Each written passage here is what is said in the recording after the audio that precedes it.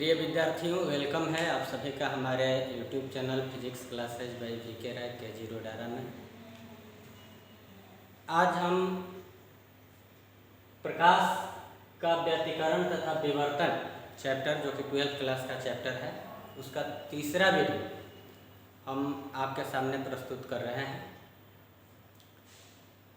और इसमें सबसे पहले हम बताएंगे यंग फ्रेनेल का द्विप्रिज्म, और इस द्विप्रिज्म की सहायता से किसी एकवर्णी प्रकाश के तरंग दैर्घ्य का निर्धारण।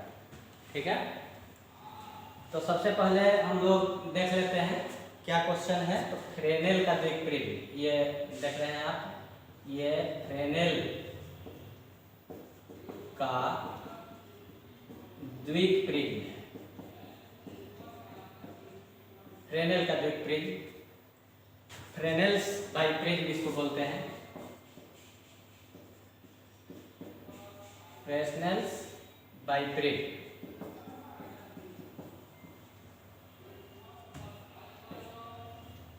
फ्रेनेल का बाइप्रिज्म या फ्रेनेल का द्विप्रिज्म क्या होता है, इसको सबसे पहले समझ लेते हैं। यह दो समकोण प्रिज्म जिनका एक कोण या अपवर्तक कोण 1 डिग्री से भी कम होता है।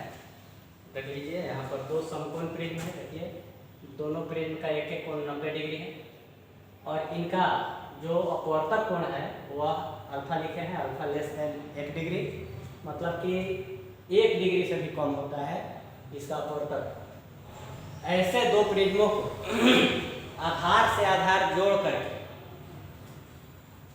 द्विप्रिज्म को, मतलब फ्रेनेल के द्विप्रिज्म को प्राप्त किया जाता है। देखिए, इसको आधार से आधार ऐसे सटा दिया जाए तो इस तरह का प्रिज्म बन जाएगा। तो इसके दो कोण, ऊपर और नीचे, ये दोनों अपवर्तक कोण कहलाते हैं। तो ये 1 डिग्री से कम है, इसे अल्फा से व्यक्त किया गया है। और तीसरा कोण जो है, चूंकि त्रिभुज के तीनों कोणों का जोड़ 180 डिग्री होता है, इसलिए ये कोण और ये कोण एक 2 डिग्री, और तीसरा क्या है, 180 में से 2 घट गया तो 178 डिग्री। तीसरा कोण अपने आप 178 डिग्री से बड़ा हो जाता है, क्योंकि ये दोनों कोण 1 डिग्री से छोटा है। तो तीसरा कोण जो है कि नहीं, 178 डिग्री से बड़ा हो जाता है। तो हम कह सकते हैं कि वैसे दो समकोण प्रिज्म जिनका अपवर्तक कोण 1 डिग्री से भी कम हो, उनको आधार से आधार जोड़ दिया जाता है तो एक प्रिज्म प्राप्त होता है। उसी को हम लोग क्या कहते हैं, फ्रेनेल का द्विप्रिज्म कहते हैं। ठीक है, अब फ्रेनेल के द्विप्रिज्म की सहायता से किसी एक वर्णी प्रकाश का तरंग दैर्घ्य का निर्धारण, तरंग दैर्घ्य का निर्धारण हम कैसे करते हैं, अब इसके बारे में बता रहे हैं। तो इसके लिए प्रायोगिक व्यवस्था यहाँ पर दिखाया गया है। यहाँ पर आप देख सकते हैं कि फ्रेनेल के जो द्विप्रिज्म है उसको ऊर्ध्वाधर खड़ा किया गया है, और इसके एक तरफ एक वर्णी प्रकाश का स्रोत है S, और दूसरी तरफ पर्दा है। ठीक है, तो स्रोत से 4 किरणें चल रही हैं, 1 2 3 4। ठीक है, तो इस प्रिज्म को 2 भाग में बांट दें तो ऐसा और ऐसा 2 प्रिज्म मिलेगा, और यहाँ से कोई भी किरण चलेगी तो आधार की ओर मुड़ती है। तो देखिए, ये किरण सीधे ना जा करके आधार की ओर मुड़ गई, मतलब कि क्षैतिज हो गई। ये किरण भी क्षैतिज हो गई, ये जो किरण है ये क्षैतिज हो गई।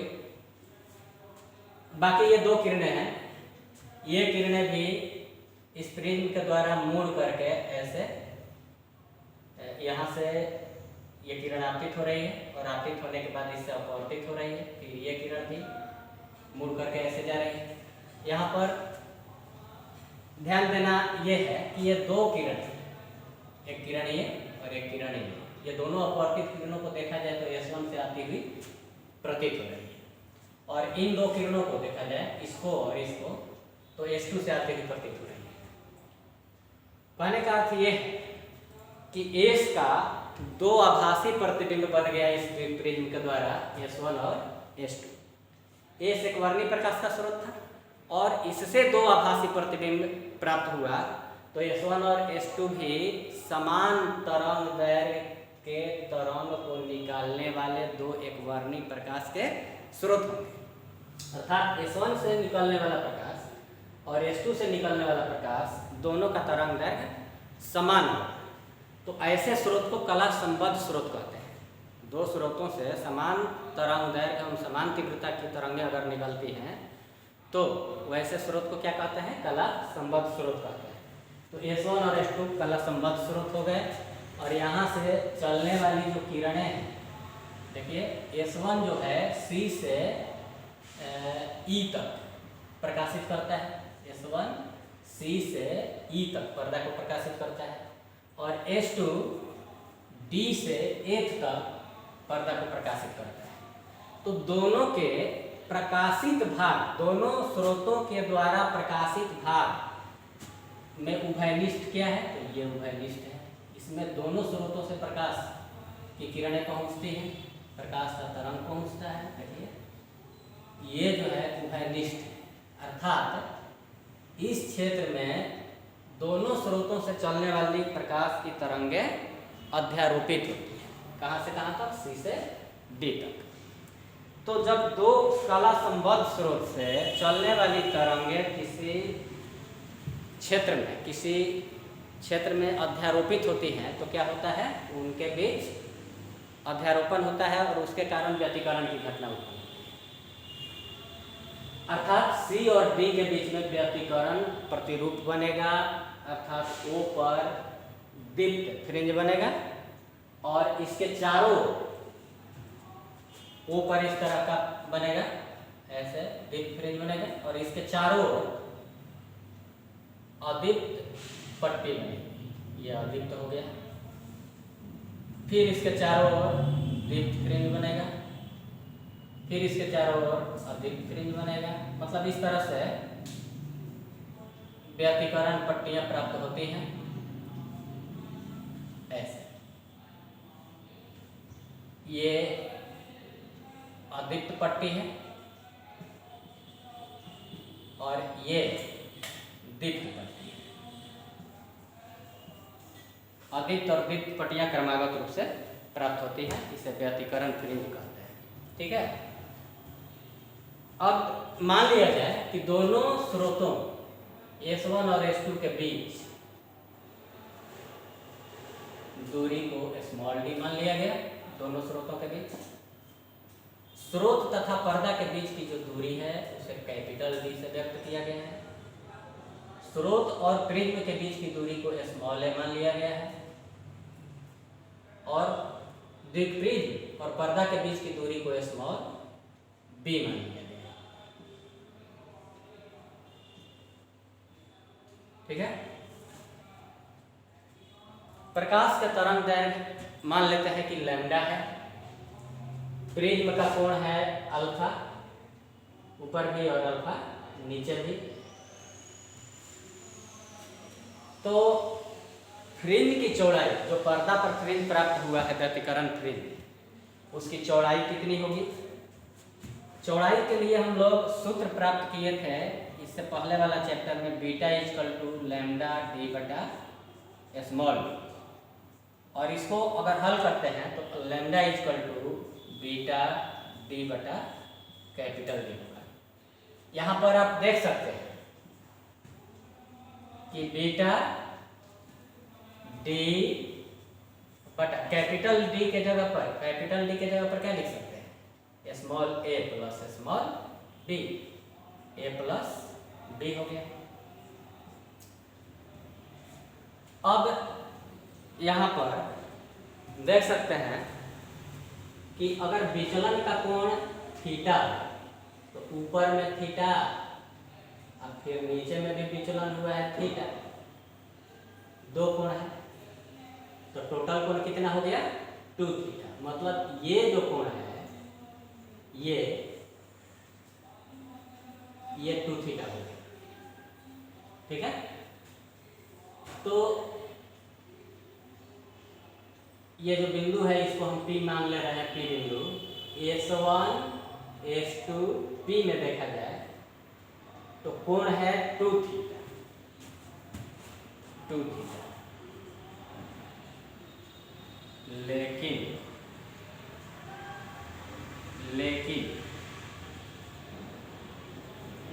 2 थीटा इक्वल टू कितना हो जाएगा? कोण बराबर चाप बटा त्रिज्या, तो इस कोण 2 थीटा के लिए चाप हो गया S1 S2 और त्रिज्या हो गया a। तो S1 S2 d के बराबर है, d बटा a। ठीक है,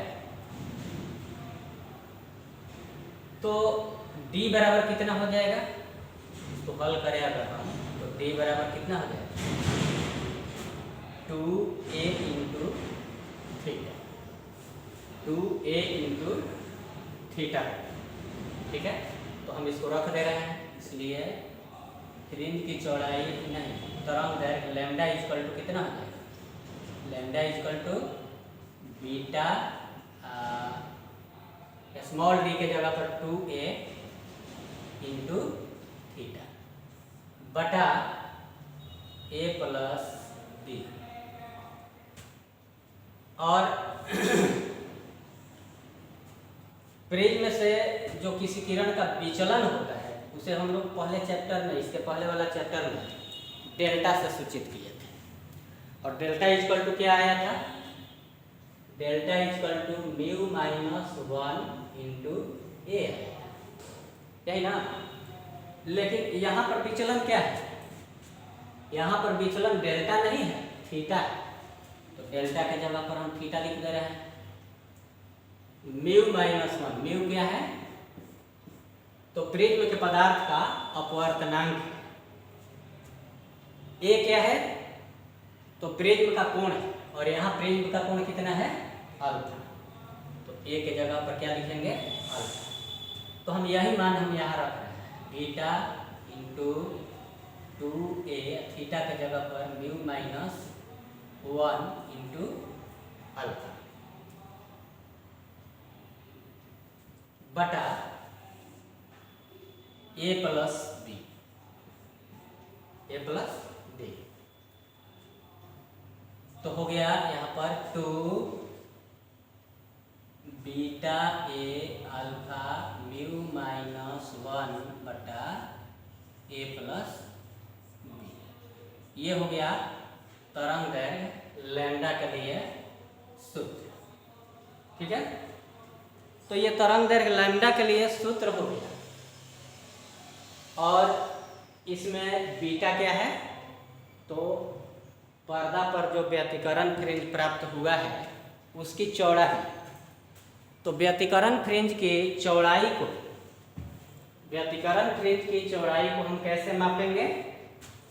तो मूविंग माइक्रोस्कोप के द्वारा। एक ऐसा माइक्रोस्कोप जो ऊपर नीचे खिसकाया जा सके, उसकी सहायता से फ्रिंज की चौड़ाई मापेंगे बीटा को। ए, ये जो दूरी है स्रोत से प्रिज्म के बीच की जो दूरी है, इसको हम स्केल से माप सकते हैं। अल्फा प्रिज्म का कोण है, उसको रखेंगे। म्यू प्रिज्म के पदार्थ का अपवर्तनांक है, उसको रखेंगे। और बी प्रिज्म से पर्दा की दूरी, इसको भी हम स्केल से नाप करके इस सूत्र में रख देंगे। तो एक वर्णी प्रकाश का तरंग मापा जा सकता है ना। अब हम लोग विवर्तन के बारे में देखेंगे। विवर्तन क्या होता है? तो सबसे पहले यहाँ पर देखा जाए विवर्तन क्या होता है, इसको मिटा रहा है।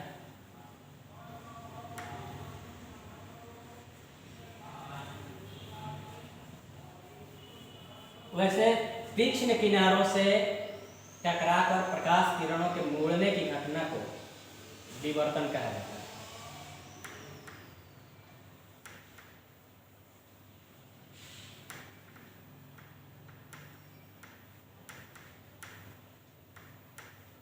यहाँ पर मान लीजिए कि एक घर है और घर के छत में या छप्पर में एक छोटा सा छिद्र है और उससे प्रकाश की किरणें प्रवेश करते हुए घर के फर्श पर आपतित हो रही है। ठीक है, तो आप ध्यान से उसको देखें, ध्यान से उसको देखेंगे तो जहां पर प्रकाश आया वहीं पर दिखाई देना चाहिए था, लेकिन अगल बगल भी, यहाँ भी और यहाँ भी दिखाई देता है। इसका मतलब ये है कि प्रकाश की किरण यहाँ से जो चल रही है वो मुड़ करके यहाँ पर भी आई और यहाँ पर भी प्रकाश की किरण पहुंची, इसलिए ये दिखाई दे रहा है। इसको इस तरह से समझ सकते हैं। मान लीजिए कि ये एकल रेखा छिद्र है, मतलब कि एक पर्दा है और पर्दा में एक सिंगल छिद्र है और इसको किसी एक वर्णीय प्रकाश से या किसी भी प्रकाश से प्रकाशित किया जा रहा है। ठीक है, तो सूर्य से आने वाली प्रकाश की किरणें एक दूसरे के समानांतर होती हैं तथा उसका जो तरंगाग्र होता है समतल। ठीक है, ये सब पहले के चैप्टर में पढ़ाया गया। तो समतल तरंगाग्र इस क्षेत्र पर एस पर आपतित हो रहा है। देखिए, यह श्रृंगों को मिलाने वाला तरंगाग्र, गर्तों को मिलाने वाला तरंगाग्र, फिर श्रृंगों को मिलाने वाला तरंगाग्र, फिर गर्तों को मिलाने वाला तरंगाग्र, फिर श्रृंगों को मिलाने वाला तरंगाग्र, फिर गर्तों को, ये श्रृंगों को मिलाने वाला तरंगाग्र, फिर गर्तों को मिलाने वाला तरंगाग्र। अब किसकी बारी है?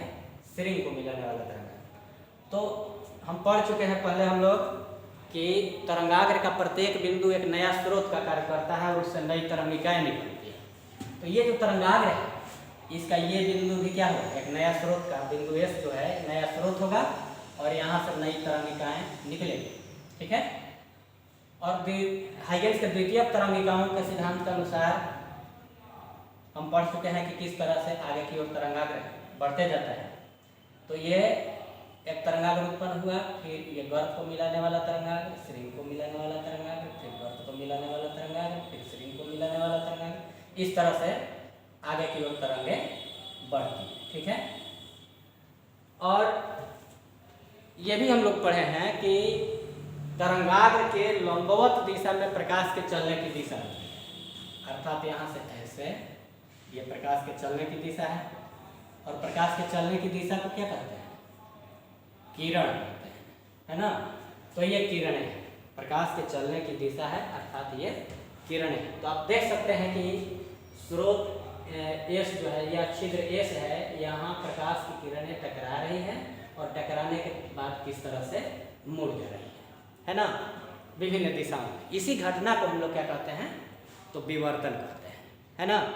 अर्थात तीक्ष्ण किनारों से, छिद्र के तीक्ष्ण किनारों से टकराने के बाद प्रकाश की किरणों के मुड़ने की घटना को हम लोग क्या कहते हैं? तो विवर्तन कहते हैं। यदि स्रोत एस पर एक वर्णीय प्रकाश आपतित हुआ होता तो क्या होता? तो यहाँ जो पर्दा हम लोग रखेंगे इसमें मध्य बिंदु पर एक केंद्रीय दीप्तिप्रिंग प्राप्त होगा। इसके चारों एक बहुत ही पतला अदीप्त भाग प्राप्त होगा, यह अदीप्त भाग है। फिर इसके बाद एक दीप्तिप्रिंग प्राप्त होगा। फिर इसके बाद अब थोड़ा सा चौड़ा अदीप्त क्षेत्र प्राप्त होगा,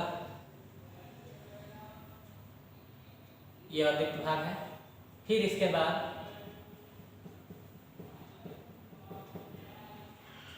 एक ये जितना चौड़ाई का ये दीप्तिप्रिंग है उससे कम चौड़ा एक दीप्त भाग प्राप्त होगा और इसके बाद जो अदीप्त भाग होगा वो थोड़ा सा और चौड़ा होगा। अब देखिए, अदीप्त भाग का चौड़ाई बढ़ते जा रहा है, दीप्त भाग का चौड़ाई और तीव्रता दोनों घटते जा रहे हैं, देख सकते हैं यहाँ। तो इस तरह से अब फिर ये अदीप्त भाग हो गया, इसके बाद दीप्त भाग और पतला होगा, यहाँ नीचे भी और पतला होगा ये दीप्त भाग। फिर इसके बाद अदीप्त भाग और चौड़ा होगा, ये अदीप्त भाग हो गया। फिर इसके बाद जो दीप्त भाग होगा और भी पतला होगा, ऐसे।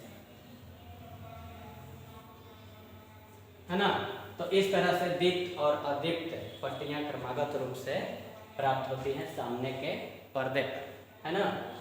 और जैसे जैसे केंद्रीय दीप्त फ्रिंज से दूरी बढ़ती जाती है वैसे वैसे दीप्त जो फ्रिंज है उसकी चौड़ाई और तीव्रता घटती जाती है तथा अदीप्त भाग का चौड़ाई बढ़ता जाता है ना। दीप्त भाग का चौड़ाई बढ़ते जाता है, घटते जाता है। दीप्त भाग का जितना ये चौड़ा है उससे कम ये है, उससे कम ये है, उससे कम ये है, उससे कम ये है, मतलब दीप्त भाग की जो चौड़ाई है वो घटते जाती है और तीव्रता भी घटती जाती है। लेकिन अदीप्त भाग का चौड़ाई क्या होता है, बढ़ते रहता है ना। तो इस तरह से विवर्तन फ्रिंज प्राप्त होता है। अब हम लोग विवर्तन कितने प्रकार का होता है ये जानने से पहले हम लोग व्यतिकरण और विवर्तन के बीच थोड़ा सा अंतर देख ले रहे हैं। यहाँ पर विवर्तन एवं व्यतिकरण में अंतर है, एक तरफ व्यतिकरण दूसरी तरफ विवर्तन। पहला अंतर तो यह है कि दो कला संबद्ध स्रोतों से, कला संबद्ध स्रोत किसको कहते हैं, ऐसे स्रोत जिनसे निकलने वाली तरंगें हर प्रकार से समान होती है, तरंग दैर्घ्य तीव्रता आयाम हर तरह से समान होती है, तो उसको हम लोग क्या कहते हैं, कला संबद्ध स्रोत कहते हैं। तो दो कला संबद्ध स्रोतों से आने वाले अलग अलग तरंगाग्रों के अध्यारोपण से, अलग अलग तरंगाग्रों के अध्यारोपण से व्यतिकरण की घटना होती है। जबकि विवर्तन की घटना कैसे उत्पन्न होती है, तो एक ही तरंगाग्र के विभिन्न भागों से, ये तरंगाग्र हो गया, इसका विभिन्न भाग, ये जितने भी बिंदु हैं, इस सबसे नई नई तरंगिकाएं निकलती हैं और उनके अध्यारोपण से विवर्तन की घटना होती है। व्यतिकरण फ्रिंजों की चौड़ाई समान होती है, जबकि विवर्तन फ्रिंजों की चौड़ाई कभी भी समान नहीं होती है। केंद्रीय दीप्त फ्रिंज से जैसे जैसे दूर जाते हैं वैसे वैसे दीप्त फ्रिंजों की चौड़ाई और तीव्रता घटती जाती है और अदीप्त फ्रिंज का चौड़ाई जो है कि नहीं बढ़ते रहता है। अच्छा, व्यतिकरण में सभी दीप्त फ्रिंजों की तीव्रता समान होती है, जबकि इसमें क्या होता है विवर्तन में कि सभी दीप्त फ्रिंजों की तीव्रता समान नहीं होती है, बल्कि केंद्रीय दीप्त फ्रिंज से दूरी बढ़ने के साथ साथ दीप्त फ्रिंजों की तीव्रता घटती जाती है, ठीक है।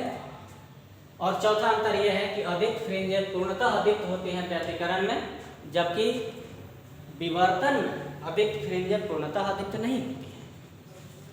अब हम लोग व्यतिकरण और विवर्तन में अंतर देख लिए, इसके बाद हम लोग देखेंगे कि विवर्तन कितने प्रकार का होता है। तो हम बता दें कि विवर्तन दो प्रकार का होता है। पहला यंग का, फ्रेनेल का, यंग नहीं सॉरी, फ्रेनेल का विवर्तन,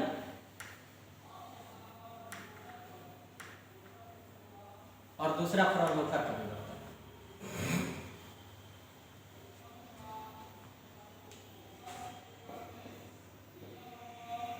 फ्रेनेल का विवर्तन, तो फ्रेनेल का विवर्तन जो होता है FRESNEL post office diffraction, Fresnel का जो विवर्तन होता है इसमें क्या होता है कि अवरोधक से स्रोत और पर्दा दोनों की दूरी परिमित होती है। जैसे यहाँ पर हम लोग देख सकते हैं, ये एक छूरधार है, नाइफ एज इंग्लिश में इसको कहते हैं, नाइफ, और थोड़ा सा नीचे हम बना दे रहे हैं, ये एक नाइफ एज है, छूरधार, जिसको हम ई से व्यक्त कर रहे हैं। और यहाँ पर एक स्रोत है एस, ठीक है। तो एस और ई को मिलाते हुए अगर हम लाइन खींचे तो पर्दा पर इसके ऊपर तो प्रकाशित भाग होना चाहिए, लेकिन नीचे प्रकाशित भाग नहीं होना चाहिए था। लेकिन यहाँ पर अगर हम देखें तो प्रकाश की तीव्रता O से O1 तक अत्यधिक तेजी के साथ घटते हुए समाप्त हो जाती है, तीव्रता शून्य हो जाती है O1 पर। अर्थात तीव्रता जो है, प्रकाश की जो तीव्रता है O के नीचे हटते हुए समाप्त हो जाती है, मतलब O के नीचे भी प्रकाश पहुंचता है, लेकिन O के ठीक ऊपर यहाँ पर ब्राइट फ्रिंज प्राप्त होता है, मैंने दीप्त फ्रिंज प्राप्त होता है। यहाँ पर प्रकाश की तीव्रता अधिक होती है, देखिए ये तीव्रता अधिक है, और फिर इसके बाद तीव्रता क्या होती है, धीरे धीरे धीरे धीरे धीरे घटते घटते घटते घटते और अंत में क्या हो जाता है, तो तीव्रता शून्य हो जाती है और प्रकाश एक समान ऊपर की ओर हो जाता है। जैसे जैसे हम यहाँ से ऊपर की ओर बढ़ते हैं वैसे वैसे, तो यहाँ ब्राइट, यहाँ डार्क, फिर यहाँ ब्राइट, फिर डार्क, इस तरह से ब्राइट डार्क पट्टी प्राप्त होते जाता है, मतलब कि दीप्त और अदीप्त पट्टियों का एकांतर क्रम में यहाँ प्राप्त होता है ना। तो यहाँ से जो तरंगाग्र चलती है, ये जो तरंगाग्र चला, जो आपतित हुआ ई बिंदु पर, ठीक है, तो इसके नीचे वाला भाग तो ये पूरी तरह से अवरोधित हो गया, ये ऊपर वाला भाग बचा, तो इसकी जो विभिन्न बिंदु है वो नए तरंग के स्रोत का कार्य करती हैं, और यहाँ से जो तरंगिकाएँ उत्पन्न होती हैं उनके अध्यारोपण के कारण यहाँ पर जो है कि नहीं दीप्त और अदीप्त पट्टियाँ पर्दा पर प्राप्त होती हैं, ठीक है। तो यहाँ पर आप देख सकते हैं कि स्रोत भी परिमित दूरी पर है अवरोधक से, और पर्दा भी परिमित दूरी पर है। तो यहाँ पर क्या प्राप्त होता है, पर्दा पर दीप्त और अदीप्त विवर्तन पट्टियाँ प्राप्त होती हैं, और इसको हम लोग क्या कहते हैं, फ्रेनेल का विवर्तन करते हैं। और दूसरा है फ्राउनहोफर का विवर्तन। तो फ्राउनहोफर एक वैज्ञानिक का नाम था, फ्राउनहोफर,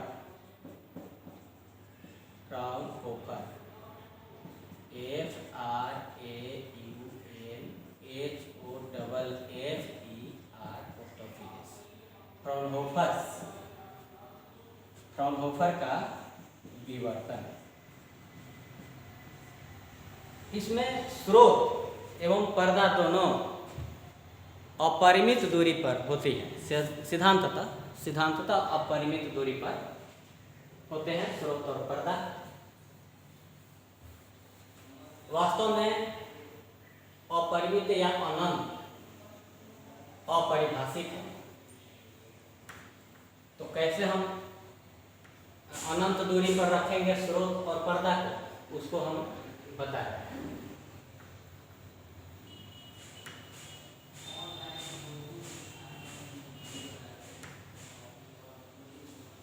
करते क्या हैं कि एक वर्णी प्रकाश के एक स्रोत को, एस को, एक उत्तल लेंस के मुख्य फोकस पर रखते हैं।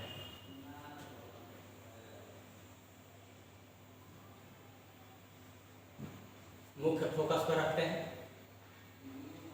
तो स्पष्ट है कि एस बिंदु से चलने वाली जो प्रकाश की किरण है वो प्रिज्म से, ये लेंस से अपवर्तन के बाद क्या हो जाएंगी, एक दूसरे के समानांतर हो जाएंगी। और यहाँ पर हम एक रेखा, पतला रेखा छिद्र रख देते हैं। ये पर्दा है, पर्दा में क्या है, छिद्र है ना, पर्दा में छिद्र है, और इस छिद्र की चौड़ाई कितनी है, मान लेते हैं कि ये स्मॉल है।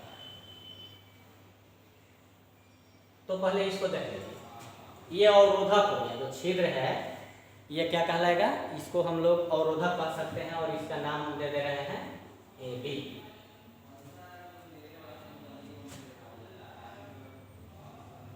तो यहाँ पर देख सकते हैं कि जो लेंस है, गोलीय लेंस है, इस लेंस के मुख्य फोकस पर स्रोत को रखा गया है, इसलिए ये दोनों किरणें, इससे निर्गत किरणें समानांतर हो गई। अगर इस अपवर्तित किरण को पीछे की ओर बढ़ाया जाए तो ये कहीं भी एक दूसरे को नहीं मिलेंगी, अर्थात स्रोत को हम अनंत पर स्थित मान सकते हैं। तो स्रोत तो अनंत पर हो गया। इस रेखा छिद्र के ठीक बाद एक और उत्तल लेंस रखा जाता है और इसके मुख्य फोकस पर एक पर्दा को रखा जाता है। पर्दा का नाम हम दे रहे हैं एक्स वाई और लेंस का नाम ए। तो जो किरणें बिना विवर्तित हुए, बिना विचलित हुए निकलती है इस छिद्र से, वो तो सीधे लेंस पर आपतित होती है और यहाँ मध्य बिंदु पर, ओ बिंदु पर फोकसित होती है। ओ बिंदु पर क्या होती है, ये फोकसित होती है। लेकिन जो किरणें थीटा कोण से विवर्तित हो जाती है, जैसे ये किरण हो गया और ये किरण, दो किरण हो गई, थीटा के कोण से विवर्तित हो जाती है, वो किरणें किसी और बिंदु पर फोकसित होती है। मान लीजिए कि P बिंदु पर फोकसित हो रही है। वैसे हम थीटा कोण पर लिए हैं, यहाँ पर जो किरण थीटा कोण से विवर्तित होती है उसको लिए हैं, लेकिन कोई जरूरी नहीं है। और भी बहुत सी किरणें होंगी जो कि थीटा 1 कोण पर, थीटा 2 कोण पर यहाँ से विवर्तित हुई है, वो पर्दा के अलग अलग बिंदुओं पर फोकसित होंगी। लेकिन हम उदाहरण के लिए, समझाने के लिए हम एक कोण थीटा पर जो विवर्तित किरण है उसको ले रहे हैं और वह किरण कहाँ पर फोकसित हो रही है, P बिंदु पर फोकसित हो रही है। ठीक है। अब A बिंदु से हम एक लंब डाल दे रहे हैं, एक के लंब दी के, ये 90 डिग्री है। अर्थात A बिंदु से चलने वाली किरण और B बिंदु से चलने वाली किरण जो कि P बिंदु पर पहुंचती है अपवर्तन के बाद, इन दोनों किरणों के बीच ये B के क्या है, पथांतर है।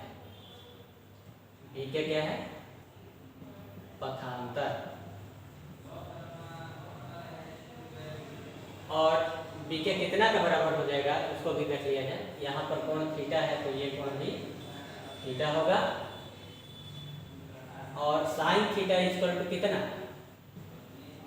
लंब बटा कर्ण। तो लंब हो गया B के और कर्ण हो जाएगा ये A। तो B के बटा AB के जगह पर क्या लिखें, E। तो B के इक्वल टू कितना हो जाएगा, E sine theta, E sine theta है ना। अब आप देख सकते हैं यदि B के इक्वल टू लैम्डा हो तब क्या होगा। यदि B के इक्वल टू लैम्डा, यहाँ पर हम बता दे रहे हैं, यदि B के इक्वल टू लैम्डा तो क्या होगा। तो हम AB को हम यहाँ पर ले रहे हैं, छिद्र को AB।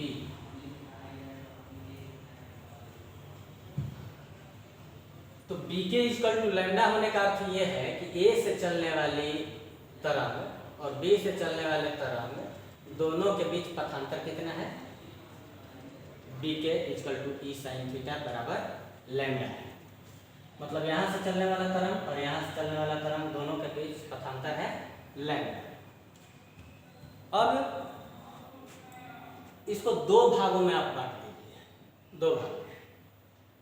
तो A से चलने वाला तरंग और B से चलने वाला तरंग दोनों के बीच पथांतर था लैम्डा। तो अब तो हम दो भागों में बांट दिए, तो A से चलने वाला तरंग और C से चलने वाला तरंग के बीच पथांतर कितना हो जाएगा, λ/2। और C से चलने वाला तरंग तथा B से चलने वाला तरंग के बीच पथांतर कितना हो जाएगा, λ/2। ठीक है।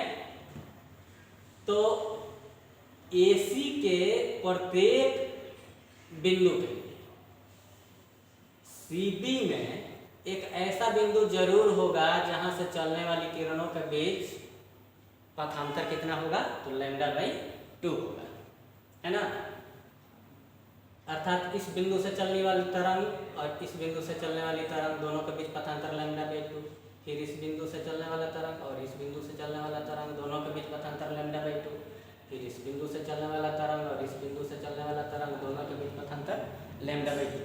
मतलब कि इन दोनों भागों से चलने वाली तरंगें पर्दा पर बिंदु P पर एक दूसरे के विपरीत कला में मिलेगी। मतलब यहाँ से जो किरण चल रही है O और यहाँ से जो किरण चल रही है O,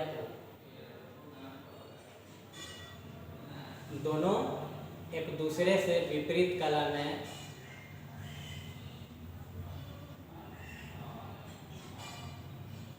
अध्यारोपित है। एक का श्रृंग और दूसरा का गर्भ। इसलिए P बिंदु पर क्या होगा? अंधकार हो जाएगा, अर्थात अदीप्त क्षेत्र प्राप्त होगा। ठीक है।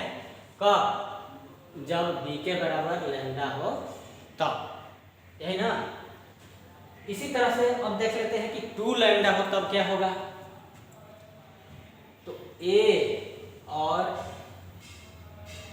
B के बीच के भाग को 4 भाग में आप बना दीजिए। 1 भाग, 2 भाग, 3 भाग, 4 भाग में बट गया। तो A से इसका नाम हम दे दे रहे हैं A B C D E F B। ठीक है। तो 4 भाग में बांट दीजिए। यहाँ पर बांट दिया गया है A और B के बीच, A से चलने वाला तरंग और B से चलने वाला तरंग के बीच लैम्डा पथांतर है दोनों के बीच। तो इन 4 भागों में बांटना है। तो 4 से भाग दे दीजिए। 2 लैम्डा है ना जी। A से चलने वाला तरंग और B से चलने वाला तरंग दोनों के बीच पथांतर है। ये तरंग में अंतर कितना है? तो 2 लैम्डा है। पथ में अंतर 2 लैम्डा है, मैंने BK इक्वल टू 2 लैम्डा। यदि BK इक्वल टू 2 लैम्डा होता तो 2 लैम्डा में 4 से भाग दे दीजिए तो लैम्डा ऊपर रहेगा ना। तो A और C से चलने वाली तरंगों के बीच पथांतर लैम्डा बाई 2 हो जाएगा। C और D से चलने वाली तरंगों के बीच पथांतर लैम्डा बाई 2 हो जाएगा। D और E से चलने वाली तरंगों के बीच में पथांतर लैम्डा बाई 2 और E तथा B से चलने वाली तरंगों के बीच पथांतर लैम्डा बाई 2। अर्थात AC से चलने वाला तरंग और CD से चलने वाला तरंग एक दूसरे को कैंसिल कर देंगे और D से चलने वाला तरंग और EB से चलने वाला तरंग जो है दोनों एक दूसरे को कैंसिल कर देंगे और फिर P बिंदु पर अदीप्त भाग ही प्राप्त होगा। अर्थात यदि BK बराबर E साइन थीटा बराबर लैम्डा हो plus minus lambda plus minus lambda plus minus 2 lambda plus minus 3 lambda या प्लस माइनस m लैम्डा हो, जहाँ m बराबर 0 1 2 3 ये सब हो सकता है ना। तो ऐसी स्थिति में P बिंदु पर क्या होगा? अदीप्त भाग प्राप्त होगा, है ना। तो अदीप्त फ्रिंज के लिए, ये अदीप्त फ्रिंज के लिए शर्त हो गया। अदीप्त फ्रिंज के लिए P बिंदु पर अदीप्त फ्रिंज के लिए शर्त ये हो